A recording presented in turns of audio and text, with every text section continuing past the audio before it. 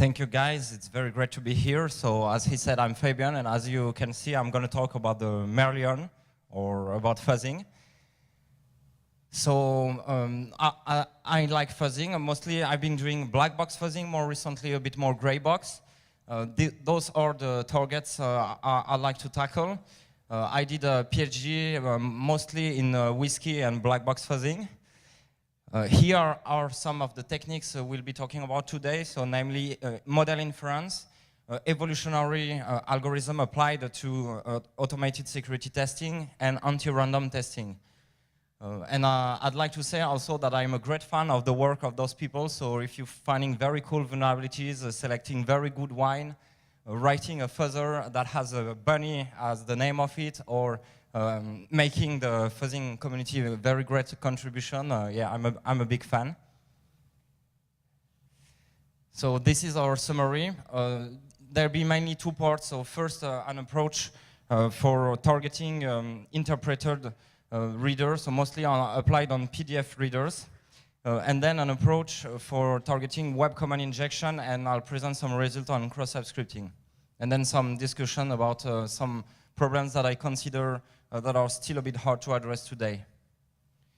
So vulnerability research, as you all know, there are many, many techniques, and the one we'll be talking about today are mostly those ones. So those are black box active testing techniques, so model inference, which, as you'll see, is a kind of automated reverse engineering form, and fuzzing.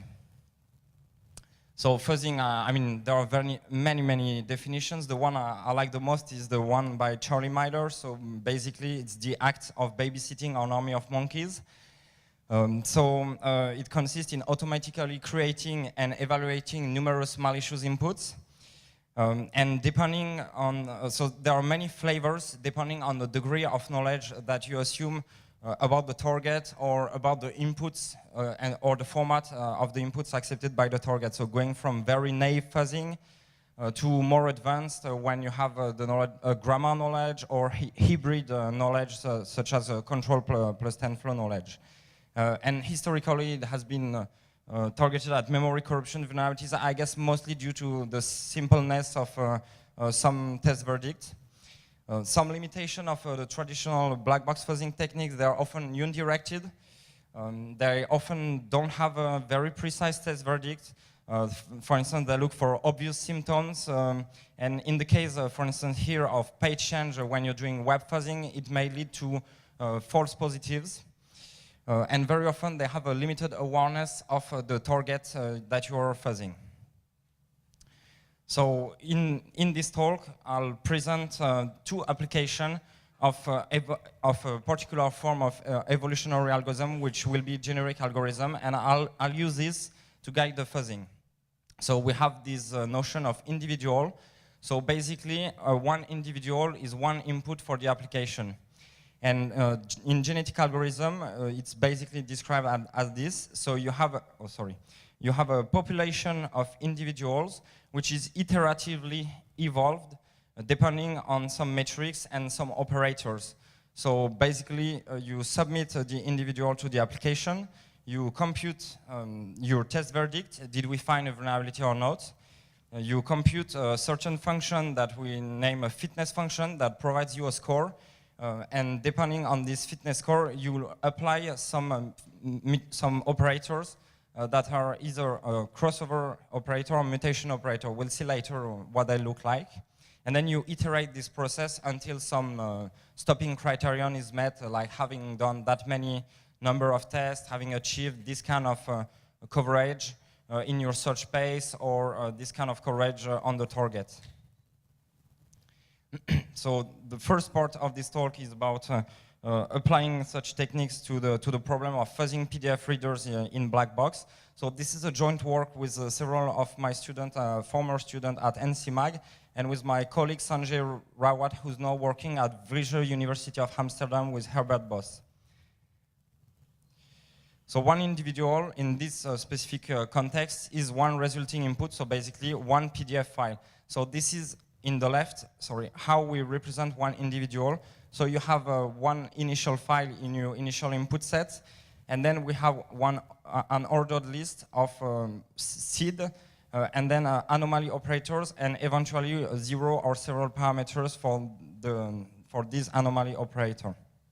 So here is an example here. So this is one individual, and this is how we actually concretize it. So the first gene, 3, will describe the initial input number 3 in our initial set. Then the second gene, 9, will define that you're going to use the operator, the anomaly operator number 9, which in this example means drop a byte that has only one parameter, which is seed. Thus, the next gene, 138.4, is interpreted as the element seed, and etc. And of course, you should limit the number of operator you'll apply at most. So once you have created your individual and concretized it as a real input for the application, you'll submit it. So you tell it to the target, okay, evaluate it, run it, and then you compute your test verdict. So it receives an individual and output true or false, depending on if you find a vulnerability or not. Here it depends on, of course, the kind of efficiency and the kind of precision you want. So you can, as you know, look for obvious symptoms, like simple application crash or reboot in case of a very, I would say, noticeable kernel panic. And depending if you have the ability to instrument the binary, you can have different solution. And of course, if you can even recompile the target, even better for you. But in this case, I'll look only for obvious symptoms. So in this case, mostly crash. So in the case that your individual did not find a vulnerability, then we are computing this fitness score. So this fitness score is computing as a linear function of all the dimensions I listed here. So this is, I'd say, one of my main contributions for this PDF fuzzing part. And so here I list the dimensions. Here I list the weight. So basically, 2 plus, you can consider this as it's going to be plus 2 times the value for this dimension. And here in the right column, I list the intuition. So one thing that I'd like to stress out, so here in this work, I'm targeting PDF readers such as, for instance, Acrobat Reader, Preview.app, this kind of stuff. And I'm assuming that we have a separate PDF parser that provides us some kind of information on the input, on the individual that we generated. So for instance, how varied is the input in terms of production rules with respect to the PDF grammar? How deep, what is the maximum depth of the production tree with respect to this grammar? And of course, the more anomaly operator you'll introduce, the more likely you'll trigger some bugs. So this is why it is an increasing function with respect to this dimension. But at the same time, the more likely your input file could be rejected, and this is kind of easy to catch. So basically, if there's like a warning box saying this input is too much corrupted, this is easy to get this information. And lastly, one very important dimension is the singularity metric. So it basically tells you how much different is this precise individual from the rest of the individuals from the current population. And this is very important, as you'll see later, because it helps you to keep driving the search in various directions of your search space. So once you have computed the fitness score for all individuals of the current population, you want to recombine the best of them. So the best of them are the individuals which achieve the highest fitness score. And you do this recombination using an operator that we name crossover operator. And here I show you an example. So you have basically parent A here in orange and parent B in pink. And you basically choose some genes either from A and from B in order to produce your children. And so you have, of course, another children, AB2, that I didn't display here. And this will result in the swapping of several of the individual representation dimensions that we saw before, so either anomaly operator, initial valid input, yeah, these kind of dimensions. Now, once you recombine and produce new children, you also want to introduce some mutations. So here, when I talk mutation, I use it in the sense of a genetic algorithm. And the technique that we're using here is not new. I mean, you can see here in the paper, it's something like, 15 years ago. So basically, it's named anti-random testing, and it consists in producing new input that is as much different as possible from the previous one.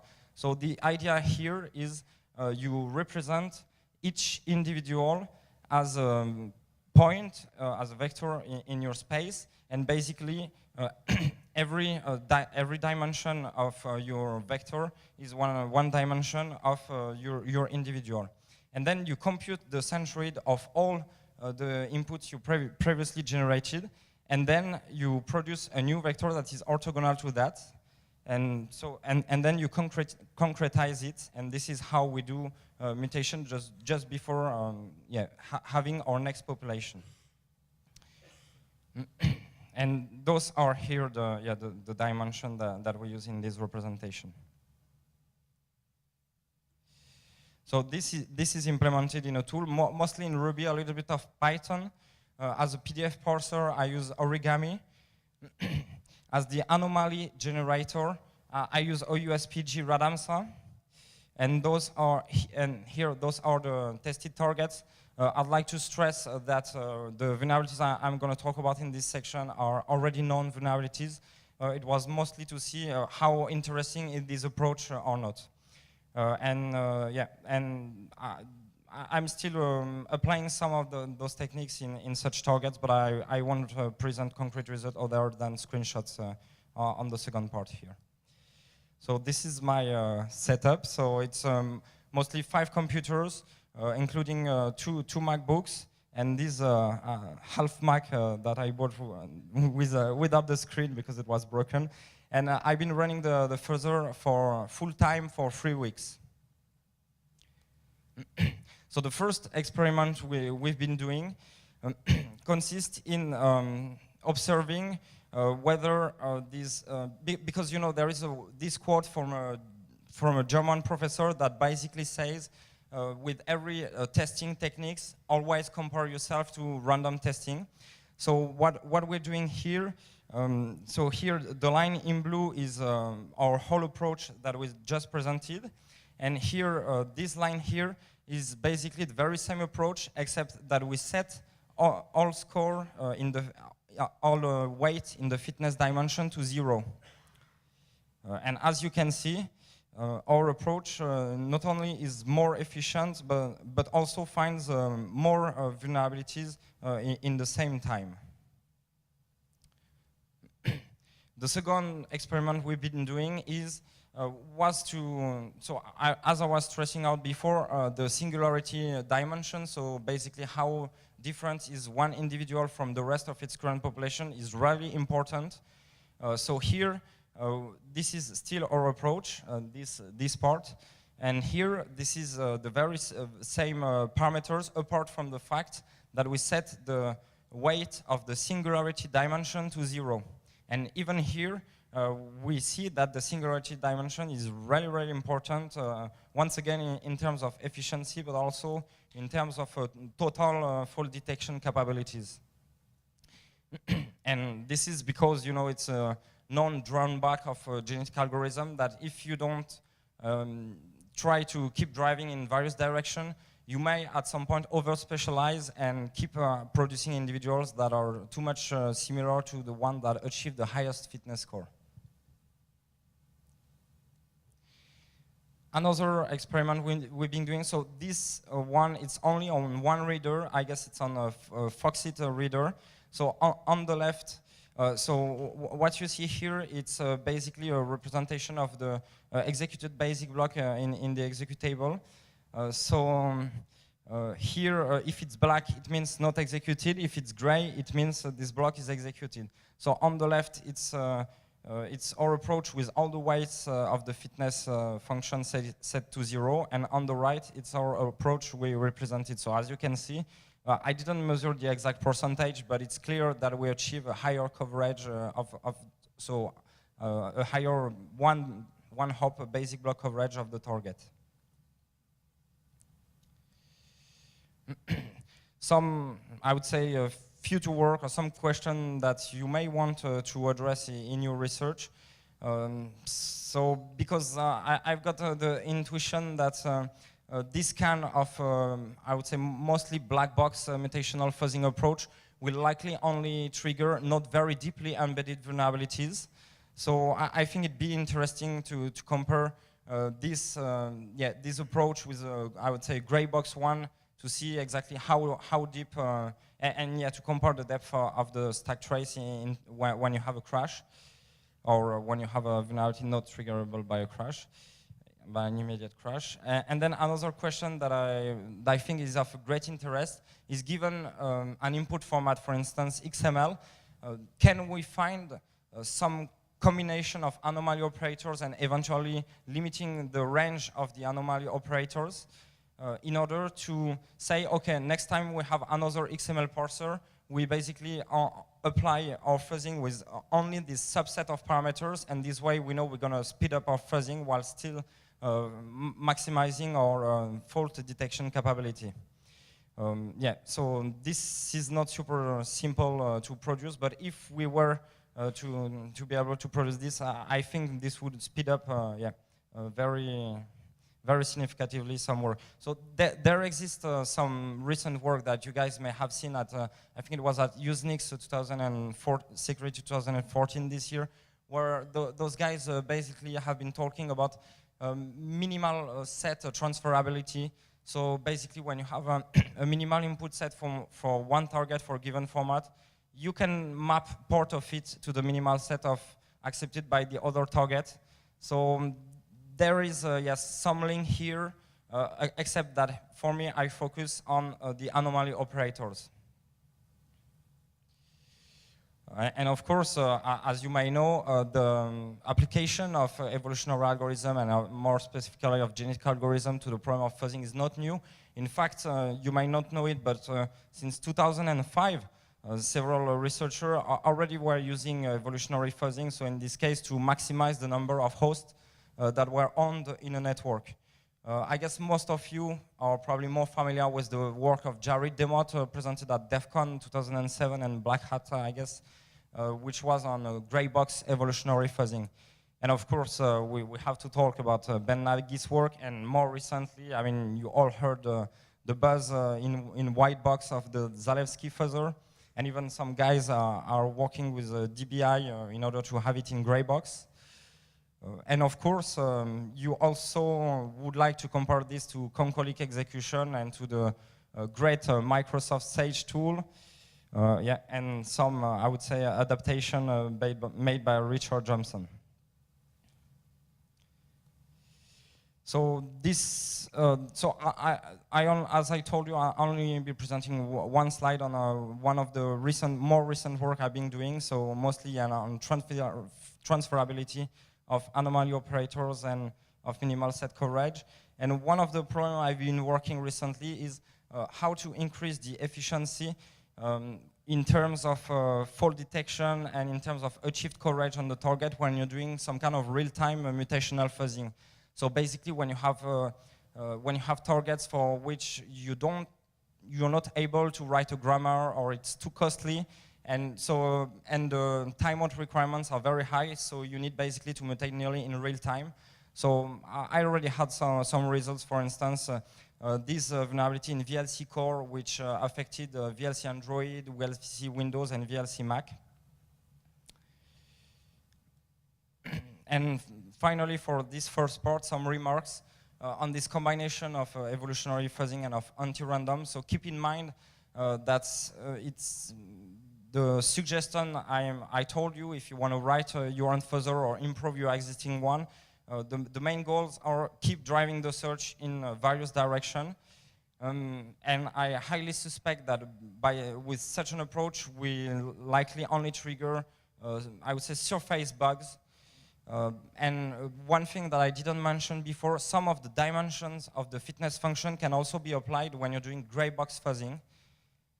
I'll probably do a talk later this year or the next year on that.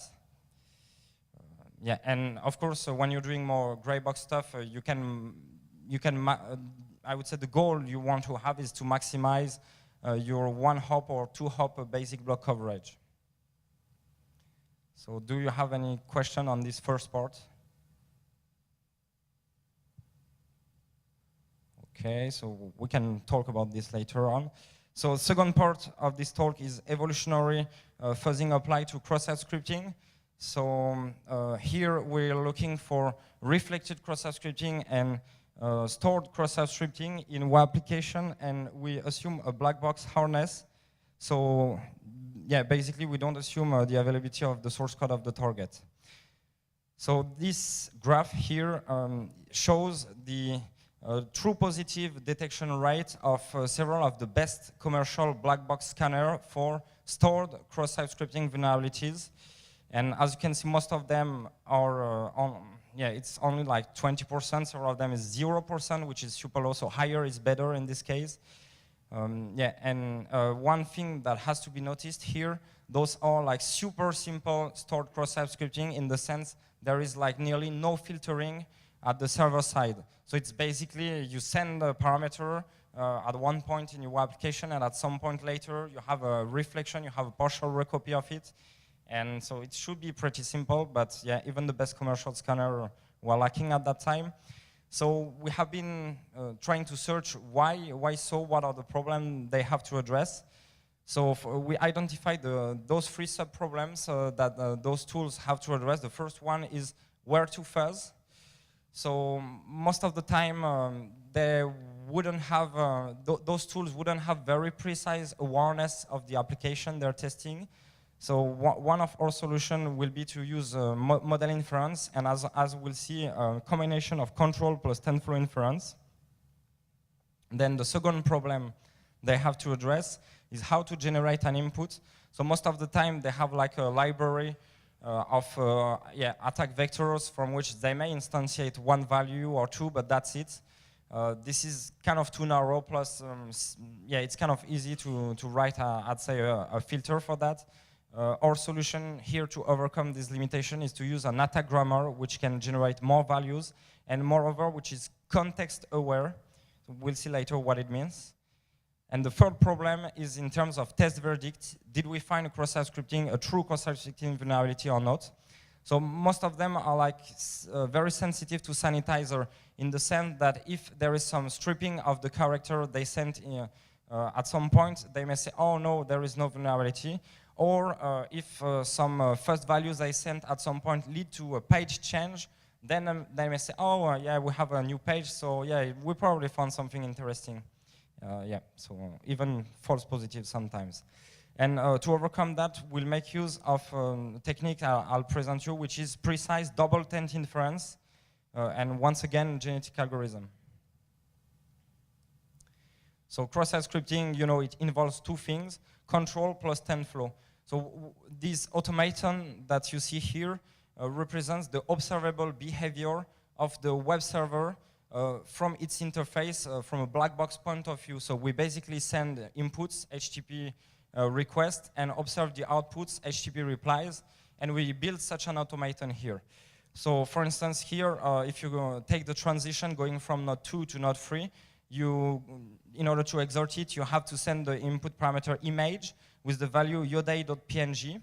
And when you have a look at the concrete output of this exact transition, you see that some part of your input is reflected. It means there is a partial recopy in the output. And when it happens on the very same transition, we say it is a type 1 reflection. When it happens at least 1 transition later, we say it is a type 2 or stored reflection. Yeah, and one important thing that most of you know, but I still think it's worth mentioning.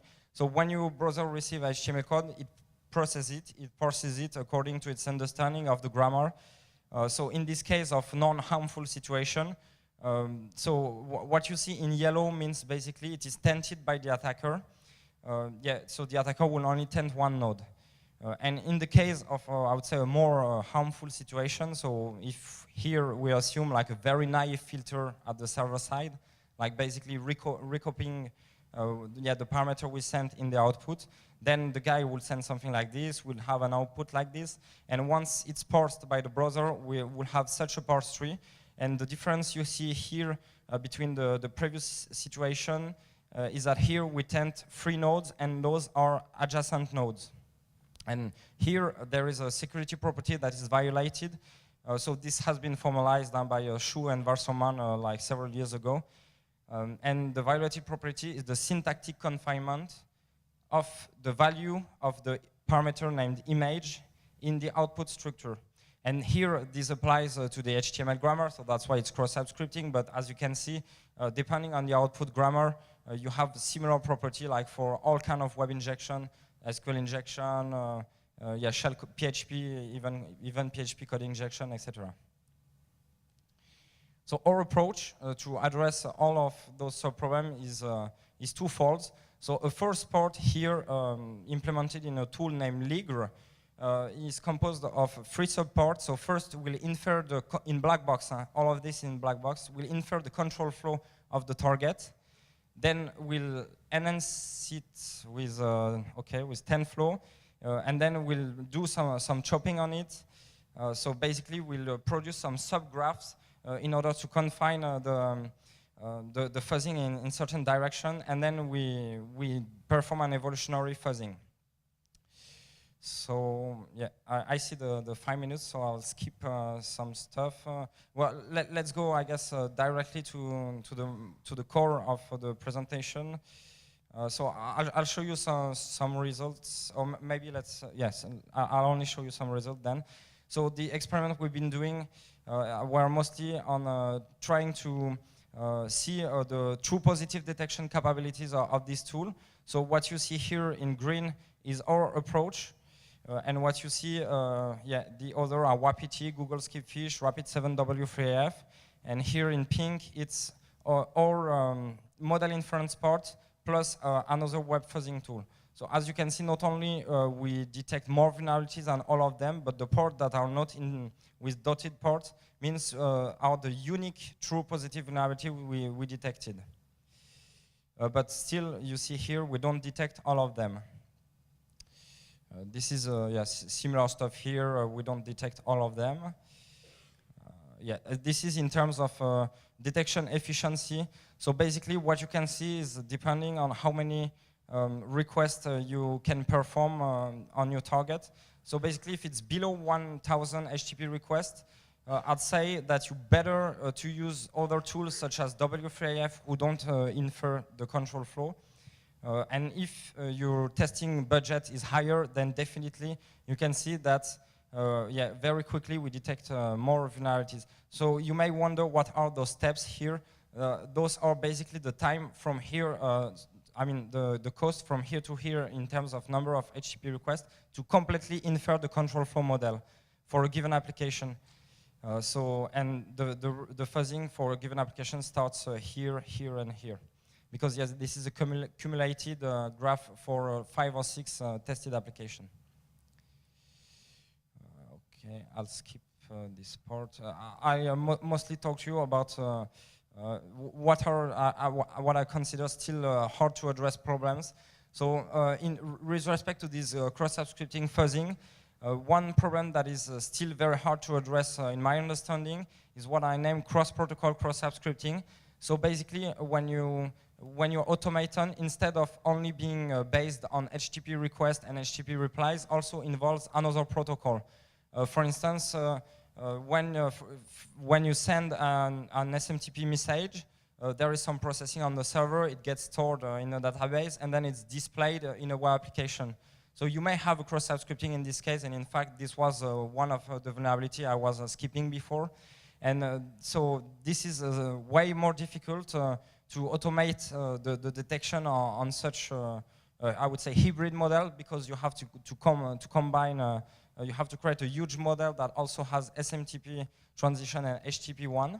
So to my knowledge, there is, as of today, no public tool that is able to detect such cross-protocol, cross-site scripting. Then another difficult problem is when the attacker controls more than one parameter. So basically, when you send parameter A at some point and parameter B later on, and they're all reflected into another transition C in the output, then the attacker controls two ports, and this is, from a defensive perspective, a very hard problem. Yeah, in fact, even when you have a look at the way Google Chrome has a filter, its cross-site scripting filter, they explicitly don't address this problem. Yeah, the approach I presented, you can also apply it to other web command injection. Yeah, very importantly, I guess there is a use of those hybrid control plus TenFlow model that I showed you at the very start of this second part for defensive purposes. So basically the idea here, so if you have like some future PhD student, or if you have someone who has time to implement this, I guess you could use such models. So basically you you navigate in the application in an automated fashion, you build such hybrid automaton, you enhance them with the TenFlow, and then from that knowledge, you automatically produce your content security policy. But of course, you still have to see what is your precision here. Like, are you breaking some functionality part of the application or not? So yeah, this concludes this presentation. So I've been showing you some techniques that may be of use when you're writing further. So basically, when you're doing web stuff, you may want to use this notion of model inference. In both cases, evolutionary fuzzing can really be interesting if your fitness function is designed correctly. And as we saw, the singularity metric when you do evolutionary fuzzing is always very important. In fact, it's kind of hidden, but in AFL, what they're trying to maximize is basically the one-hop coverage of the basic block. So this is a kind of singularity metric. We saw the difference when you're searching in a search space of anomaly operator versus an attack grammar in the case of cross-site scripting. Yeah, singularity. And some of the dimensions of the fitness function I presented are applicable if you want to do gray box fuzzing for memory corruption. I'll probably present an academic paper later on in the year or next year on this topic. Thank you.